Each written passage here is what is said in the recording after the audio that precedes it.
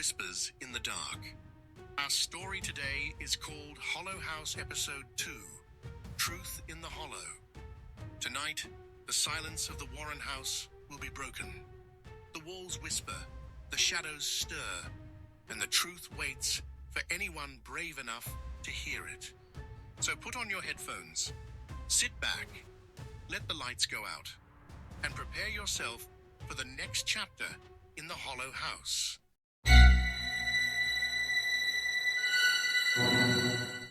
We also want to give a special thanks to our audio engineer, Dale Anderson. Thanks, Dale, for helping us out. All night, the house sat in the back of my head, pressing not just the house, the things I carried out with me. The folder, photos, a torn tag, and the tape. The tape most of all. I told myself not to play it yet. Wait for daylight. Wait until I wasn't all alone. But it didn't feel like waiting was an option. There's writing carved into the wall. It says, "Help me." That was my voice. Hammer in the drawer, blood on the handle, faces scratched away? No, I didn't see that. I didn't say that. End it all. I don't remember saying those words. I don't remember seeing those things, but the voice was mine. Every syllable, every breath mine. I shut it off, but the words stayed, stuck in the room, stuck in me, like the tape had pressed itself into my head. I don't remember saying any of this. I don't remember seeing those things. Someone must be... They must have doctored this tape, spliced my voice, made me say what they wanted. Why? To throw me off? To keep me away? No. If anything, it means I need to go back to the house. Double check the rooms, the walls, evidence. If someone's trying to divert me, it only proves I'm getting close to something real. I'm going to go back tomorrow afternoon. I couldn't just sit with that tape, whoever made it. If it was really me, or someone trying to sound like me, must have seen things in the house I didn't.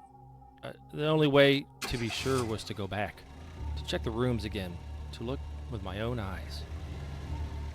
The house waited at the end of the lane. Same as before, dark, sagging, but heavier now, like it knew I was coming back. I stepped inside, through the front door, flashlight beam cutting across the walls, the smell of mildew and rot rolled over me again. I lifted photos from my folder and glanced at the scratched faces, then back at the walls where they had once hung. And there it was, exactly as the tape had described. The words "helped me" scratched into the wall. Long scratches on the plaster. I hadn't noticed them last time, but they were here now, trailing downward to the floor. Someone wanted me to see this. I turned slowly toward the next doorway, feeling the air grow colder the closer I got. The house seemed to breathe around me, every board settling as though shifting its weight. My pulse quickened. I wasn't in the kitchen yet, but it was waiting. The smell of rust, dampness grew stronger. Something had changed since the last time. I crossed the threshold into the kitchen. The air was even colder in here, sharper, carrying the tang of rust and something sour underneath. The radio again, the same one from last night. Its speaker sputtered and catched half-formed words. For a moment I swore it was my own voice calling through the static. No station, just fragments. My words or someone else imitating me. I reached out, shut the radio off. The click loud in the silence. For a moment, I thought that it might be the end of it. The faucet twisted open on its own, water spilling into the basin, rusty and brown. The sound echoed through the hollow room louder than it should have been. The counters were scattered with broken cups, a plate cracked in half. A drawer hung open. Utensils scattered across the floor like they were thrown, wallpaper curled away from the walls, damp stains spreading uneven shapes. The ceiling above sagged low, watermarks stretched outwards like veins. Cabinets hung open, shelves bare except for broken dishes, but on the wall above the sink, letters gouged deep into the blaster, just like the other spot. The words said, "Help me." The tape had described writing like this. I thought it was just a lie, but here it was, waiting for me. Things haven't worked in decades, yet somehow the house made them stir, just to remind me I don't belong. I needed to see more. The tape mentioned tools, a shed. If there was proof, it might be in there. I turned toward the back door. The frame sagged and the old screen was torn, hanging in tatters, dented inwards as if someone had shoved through it in a hurry. On the stove beside me, pots and pans sat where they had been left, as if the dinner had been abandoned in a single instant. Time froze mid-preparation. I stepped out into the yard. The air was heavier here, cooler than it had any right to be. Fog drifted low across the ground, curling around my legs as I made my way toward the shed. Off to the side, an old push mower lay tipped into the grass. Half of it had been abandoned mid-stride. A gas can sat beside it.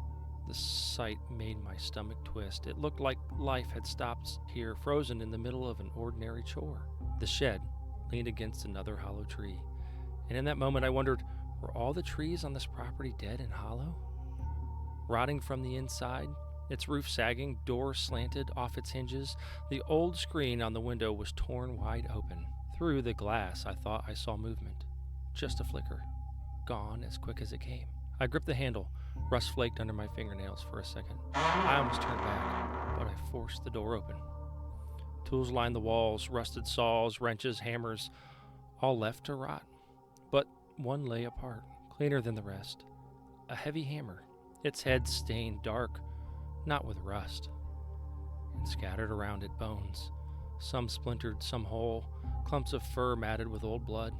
Some carcasses ripped apart years ago, their remains nailed and stapled to the walls like grotesque trophies. Feathers pinned, traps rusted shut, and skin still caught in the teeth. The smell of the rot lingered even after decades. My stomach lurched. This was no workshop. This was a place of cruelty, and had been practiced here and refined, a playground of sadism.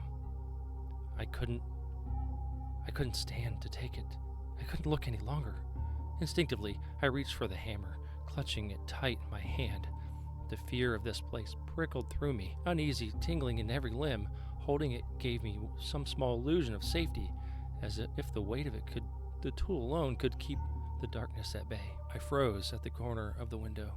A shadow shifted. A figure standing just beyond the tree, watching. I stumbled back, nearly dropping my light. The shape didn't follow, but it didn't vanish either. It just stood there as if waiting. Then it shifted. A jolt of terror shot through me as I thought it began to run. I didn't wait to find out. I bolted, sprinting across the yard, lungs burning, every step pounding as I raced back toward the house. I flung the door open. I threw myself inside. The wood shuddered as I slammed it closed, the old frame rattling. I drove my shoulder hard into it until it finally caught. On the counter beside me sat a box of nails, long forgotten and dust-covered. I grabbed a handful, my hand shaking, and I hammered them into the frame, with the weight still clutching in my grip. Each strike rang sharp, sealing the door shut. Not just locked, but barricaded. Because in that moment, nothing short of that felt safe. As I looked up, the window and the door caught my eye. A figure stood there in the darkness outside. The last of dusk had given away to night, and the shape was a little more than a silhouette. I couldn't make it out. Just a shadow pressed against the glass, waiting. In that instant, my head raced. This wasn't some ghostly vision. This had to be a murderer standing there in the dark, waiting to stop me from uncovering the truth. I stood there, hammer still clenched in my fist, staring at the silhouette outside the glass. My chest heaved, each breath louder than it should have been. The nails I'd driven into the frame didn't feel like enough. Not nearly enough. I told myself I'd barely escaped the clutches of whatever villain stood out there in the dark. Had I really gotten away? It felt like a narrow escape, the kind you don't get twice. Then, from behind me, the radio came on. I hadn't touched it. Its dial glowed faint, static hissing through the room like a whisper from the walls. I spun the flashlight beam, clutching through the dust and shadow, Nothing moved. The static rose, but the words were broken, tangled. I couldn't make them out. Maybe they weren't any words at all. Maybe it was only in my head. Then, something stranger still, the faint smell of bacon, fresh, like a breakfast just cooked. It didn't belong in this ruined place, but it curled in the air as if the kitchen were alive. I pushed away from the counter, uneasy, stepping right toward the hall. A thumping sound overhead, slow, heavy, uneven. My stomach turned. Was it the killer upstairs? The thought stuck in my head. He was here, moving above me, trying to get in, coming for me. Fear clawed at my chest as I imagined the murderer himself waiting just beyond the next step. As I passed down the hall, I stepped carefully over broken glass scattered across the floor. I thought I had heard noises outside as well, layered over the thumping above. Maybe the villain was trying to get it in upstairs. The thought drove me toward the staircase.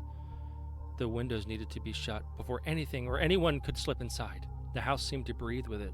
Every rattle of glass, groan of the frame pushing me closer to the stairs. The hammer felt heavier in my grip, slick with sweat. I had to move. Staying here wasn't an option. So I turned toward the staircase. Each step felt like a dare, carrying me upward toward the rooms where the past still lingered. Upstairs, the air grew colder, and somewhere ahead, one of the rooms didn't look ruined at all.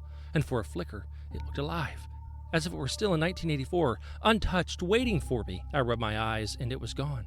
The same rot staring back, but the glimpse was enough to send chills through my body. If the villain was trying to force his way in upstairs, then I had to close every window. I had to seal them.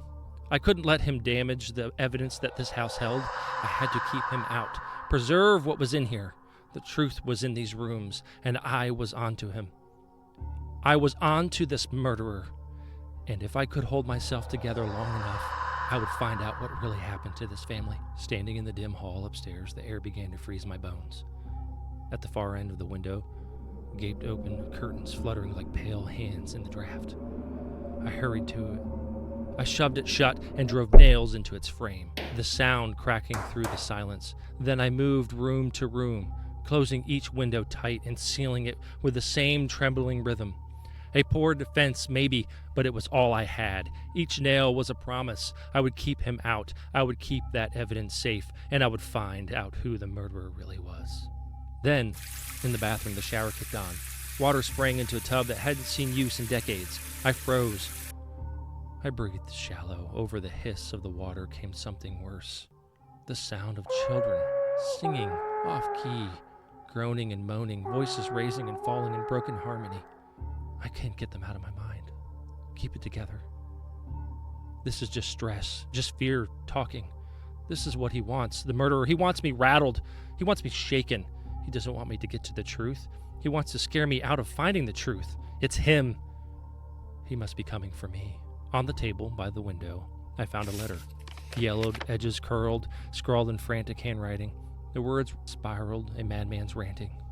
Lines that made no sense. Promises of blood and silence. For a moment I thought, this must be from the murderer. His voice on paper, a confession left to rot in the dust. As I turned, my eyes caught movement in the glass. For an instant I swore I saw the figure in the window again, as though he had climbed the lattice and pulled himself onto the roofline to enter the home. His face was pressed close to the glass, like he was already inside. My stomach clenched. Was the murderer at the window, watching me, waiting? I blinked hard, and the image was gone. Had he jumped off? Had he gone away at the sight of me to find another entrance? But that dread remained. Seeing his silhouette made my stomach curl. At the bottom, the signature sprawled across the page. The name tugged at my memory. I had seen this name before, etched into this letter. I had seen this name before. Where was it? It was on a small metal tag. I know that I had seen that downstairs. My gut twisted. Before I could think further, I heard the rattle of the front door, the scrape of someone testing it, trying to enter the home. I bolted down the stairs, 2 at a time. The door shuddered in its frame as it pressed from the outside. I threw my shoulder hard into it, slamming it shut with all my weight. The next thing I knew, I'd have the nail in the door shut. I slammed the front door and nailed it shut, each strike ringing through the house. Then I rushed the windows to window, sealing them one by one, my hands trembling. From the outside came pounding hard, deliberate, like fists intent on tearing the house apart. The whole frame shuddered with rage. He's here. He wants in. He wants me. But I can't let him wreck the truth. That's still inside these walls. No, not now. Not when I'm so close to figuring out who he really is. I have his name. I grabbed the old toolbox again. Its tag was broken, letters missing, only fragments of a name. My stomach sank so close, but not enough. Why hadn't the police ever pieced this together? Was it him, this murderer, that stopped them? Did he leave this letter to mock them, to shut their investigation down? Yet there I was, seeing what they had missed, the rest of this name, the key, and somewhere else.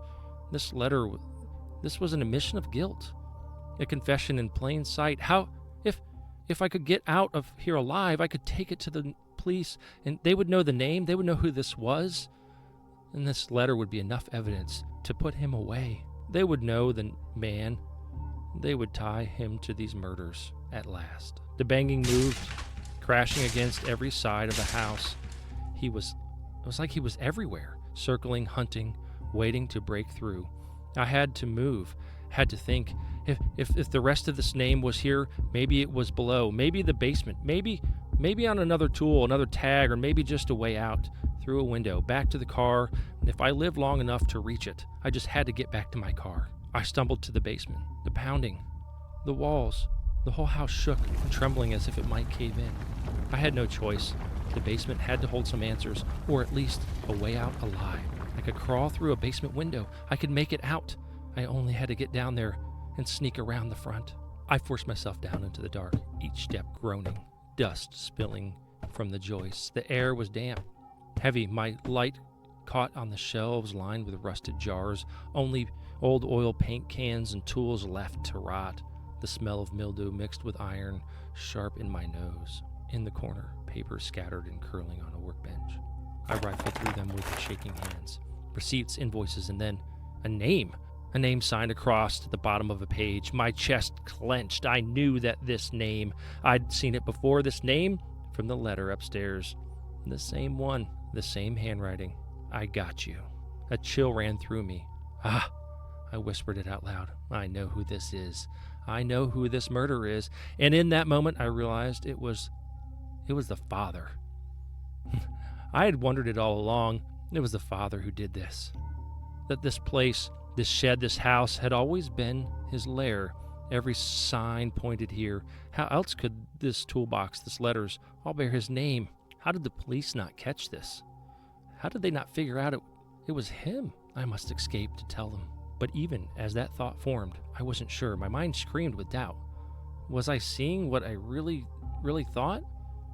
Or was I seeing what the house wanted me to believe? The one who silenced them all, did he silence them because they knew too much? Like me?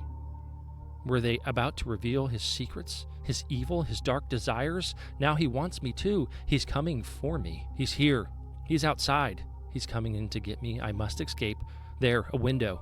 I began to run. My head slammed against the pipe in the dark. The world exploded in pain. I dropped hard, my skull cracking against the concrete floor.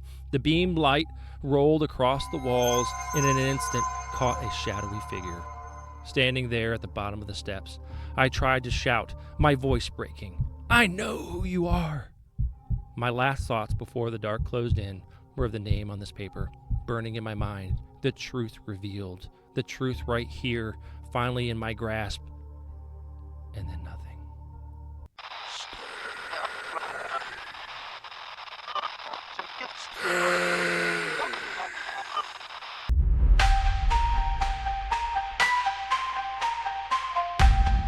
Thanks again for joining us for part 2 of The Hollow House, The Truth in the Hollow. Please make sure you tune back in as we work on the part 3 for this 3-part series to figure out whatever happened to our investigator. What was the truth that the house held? Who was the murderer? And what happened to this family? And don't forget to always listen to the whispers in the dark. We also want to give a special thanks to Dale Anderson, our audio engineer, for helping out with today's broadcast.